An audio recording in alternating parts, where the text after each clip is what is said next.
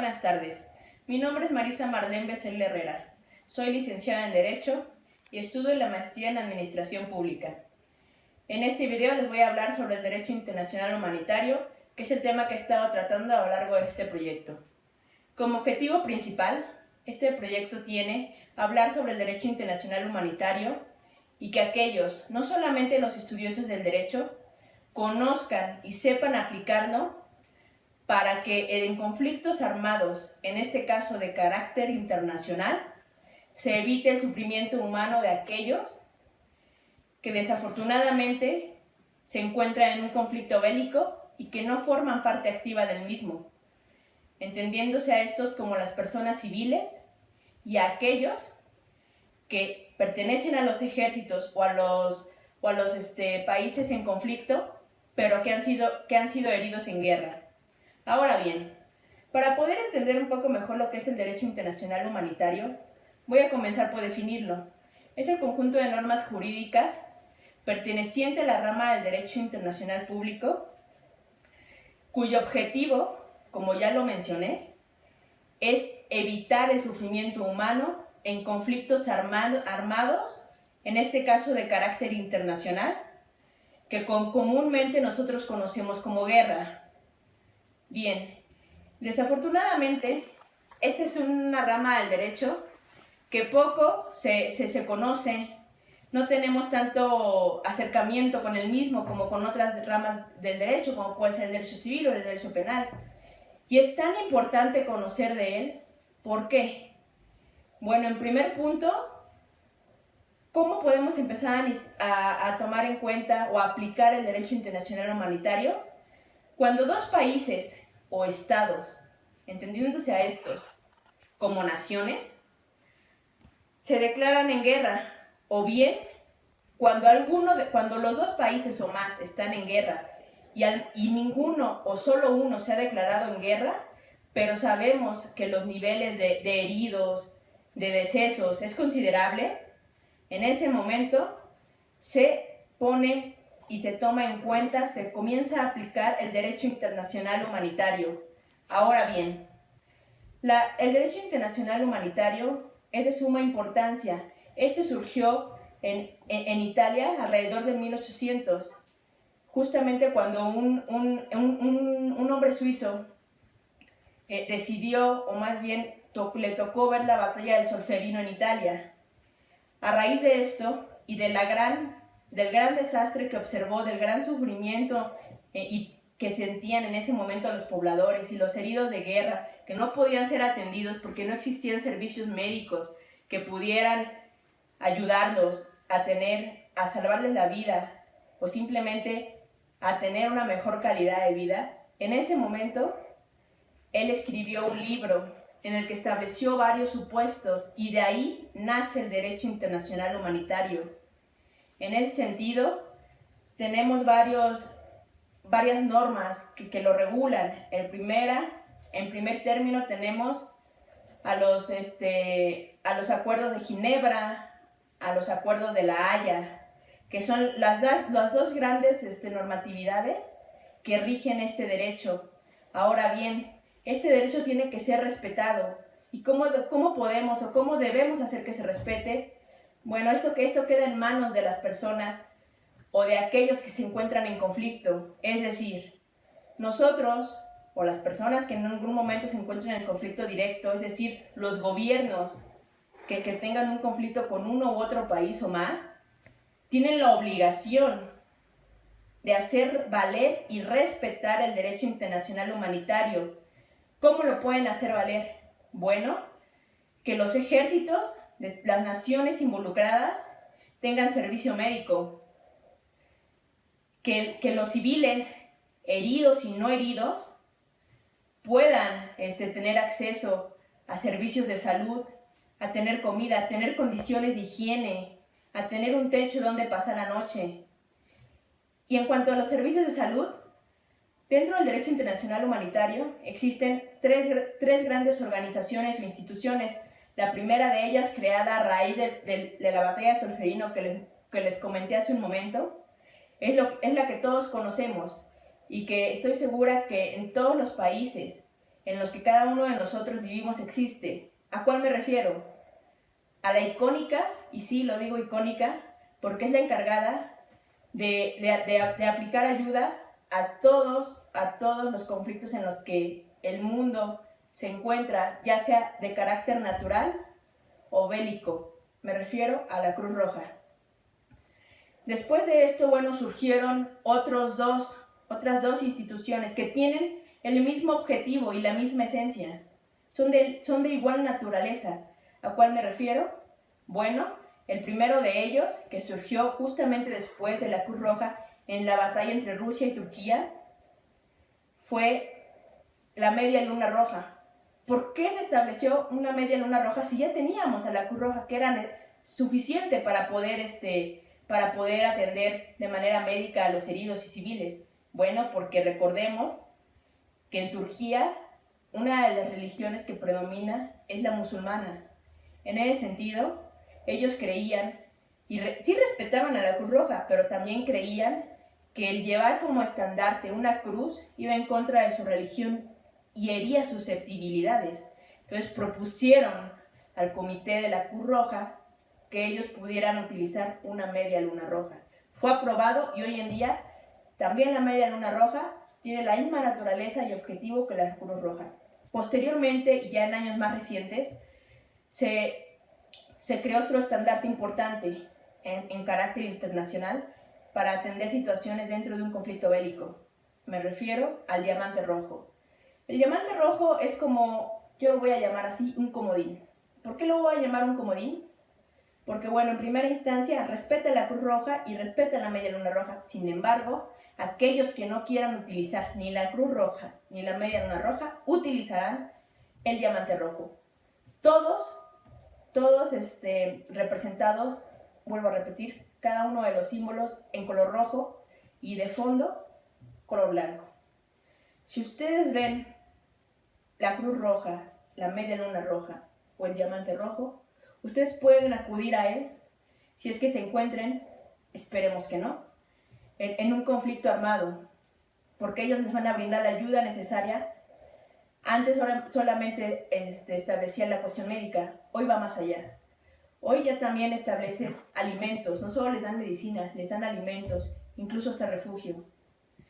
Ahora bien, para poder ejemplificar un poco más a lo que me refiero con lo que trata de hacer el derecho internacional humanitario, es que en este momento vamos a ver un video de un niño sirio refugiado en Grecia que la UNICEF nos presenta para poder ejemplificar un poquito mejor lo que es este derecho. أنا عم بفكر إيش بده يصير معنا. بدنا نموت، بدنا نوصل الله لا يقدر. نوصل إيش بده يصير، عيالنا لا ياكل هذا الهم بس. كنا دوم نخاف وعنا كان دوم يصير حرب وهيك شيء. ومرة أجت 3 قذايف على منطقتنا. اجوا بس ما الحمد لله ما صار شيء. ما كنا نعرف كل هالأشياء. بعدين صارت وعرفنا تعلمنا. كانوا ياخذوا غصب عنهم الرجال، يعني اخواتي هذول غصب عنهم بده يروحوا، واذا اخوي يروح ما حدا بيقدر يشتغل، ما في لا مصاري ولا شيء.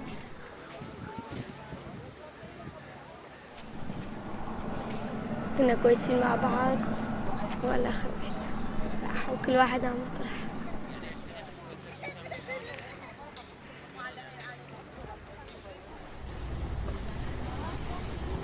لسه بالبلم قالوا كبوا شدايدكم، انا ما بصير تاخذوا شيء. كانوا انا ما عم بشوف قاعد بالنص.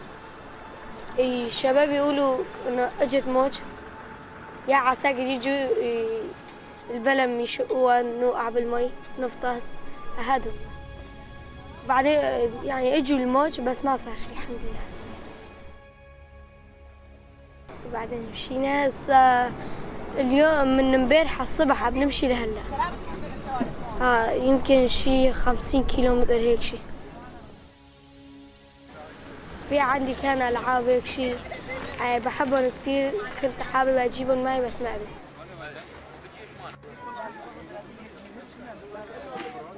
بس إذا الله حمى سوريا وصارت سوريا بنرجع وبعد ما أخذتها بدنا نروح على سينا وبعدين بدنا نروح على ألمانيا نأسس حياة جديدة. بس إذا صارت أكيد بدنا نرجع كمان بنروح على المدرسة نأسس حياتنا كمان. هلا أنا مشتاقة لرفقاتي بس وهون لا بنفهم اللغة ولا شي. ما عم بدنا نسوي صداقة.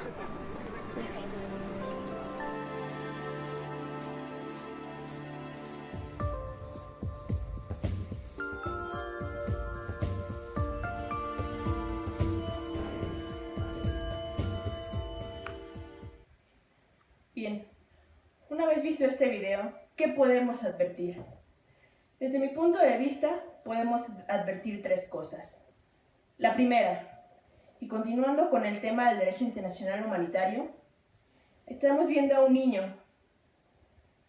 No quiero dejar pasar esta importante ocasión para poderles decir que en África, sobre todo en ese continente, los niños forman parte activa de un conflicto armado. ¿A qué me refiero? A que los forman desde pequeños para ser soldados. Son raptados y convertidos en soldados a pequeñas edades y se convierten en asesinos. ¿Por qué? No porque ellos lo decidieron, sino porque fueron obligados por las circunstancias. Ellos no decidieron serlo.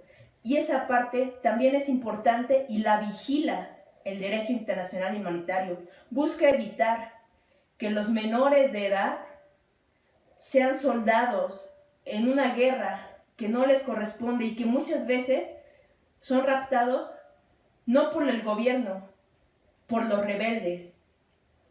Quería hacer mención de esto porque es importante saber y conocer que hay niños que ahorita en estos momentos están dentro de las filas de un ejército rebelde. Y justamente ahí es donde el derecho internacional humanitario entra y actúa para salvaguardar la vida e integridad física, incluso psicológica, de esos niños que hoy, desafortunadamente, están en filas de guerra. La segunda, una condición muy importante que adquieren la mayoría de las personas civiles dentro de un conflicto armado de carácter internacional. El refugio, se convierten en refugiados. Y lo podemos ver con el conflicto armado más importante de nuestra época, o quizá a lo mejor no es el más importante, pero hoy en día es el más conocido, el conflicto armado en Siria. Nosotros sabemos cuántas personas, son millones de personas, que están yéndose a otros países, principalmente Europa, para poder obtener una mejor calidad de vida y huir de la guerra. Muchos de ellos ni siquiera llegan al lugar de refugio. Se mueren en el trayecto por las circunstancias tan adversas que tienen que atravesar. Quiero reconocer a la Organización de las Naciones Unidas porque los refugios o el lugar a donde llegan los llamados refugiados pertenecen a la Organización de las Naciones Unidas, o UN por sus siglas en inglés, United Nations. Ahora bien, el tercer punto importante que a mí me hace ver ese video es que las personas no sufren únicamente heridas físicas, sufren de hambre, sufren traumas psicológicos, sufren la separación de sus familias. Son tantas cosas que quizá la menos importante es una herida física. Ellos llevan traumas psicológicos y dejan de ver a sus familias, a sus amigos, porque una de ellas o están desaparecidos o, como sucede en la mayoría de los casos, están muertos. Entonces, ¿qué podemos obtener como conclusión de este tema? Quizá no sea tan sencillo establecer una conclusión, Pero sí, lo que les voy a decir es que es importante, estudiemos lo que es el derecho internacional humanitario, para que si en algún momento nosotros, desde el lugar donde estemos, tengamos que aplicarlo, lo apliquemos, ¿sí? Y así evitemos que personas sufran físicamente, psicológicamente, emocionalmente, ¿sí? Ese es el objetivo. Y ahora bien, tenemos que reflexionar. ¿Qué podemos reflexionar? Bueno, nosotros para empezar, estoy segura que en nuestros países no vivimos un conflicto armado, ¿sí? No formamos parte de una guerra. Estamos en casa, con nuestras familias, comemos a diario, estamos emocionalmente sanos. ¿Y ustedes creen que las personas que están del otro lado del mundo, que no por eso dejan de ser hermanos nuestros y debemos de apoyarnos de una manera solidaria, no sufren? Bueno, pues entonces en ese sentido habrá que reflexionar si realmente el derecho internacional humanitario sirve para poder evitar el sufrimiento humano, que dicho sea de paso, sí, quizá en un conflicto armado es difícil. Es difícil porque involucra muchas cosas. No me quiero despedir sin antes hacer mención que en México, a pesar de no formar parte de un conflicto armado, tiene y se preocupa por el derecho internacional humanitario. El gobierno de la República tiene una comisión intersecretarial, así denominada, Comisión Intersecretarial del Derecho Internacional Humanitario. Y lo que busca es ayudar a aquellos países que se encuentran en este tipo de situación para aplicarlo de una manera correcta y también cumplir los estándares que le exige la ONU al derecho internacional humanitario. Esperemos nunca se aplique aquí en México, pero México ya está haciendo algo. Ahora hay que hacer algo nosotros, así que hoy te pregunto, ¿qué puedes hacer tú? Muchas gracias, espero les haya servido como un brevario cultural, que les deje una enseñanza, una reflexión. Y recuérdalo, no siempre tus problemas son tan grandes como los de una persona que está viviendo en un conflicto armado. Muchas gracias.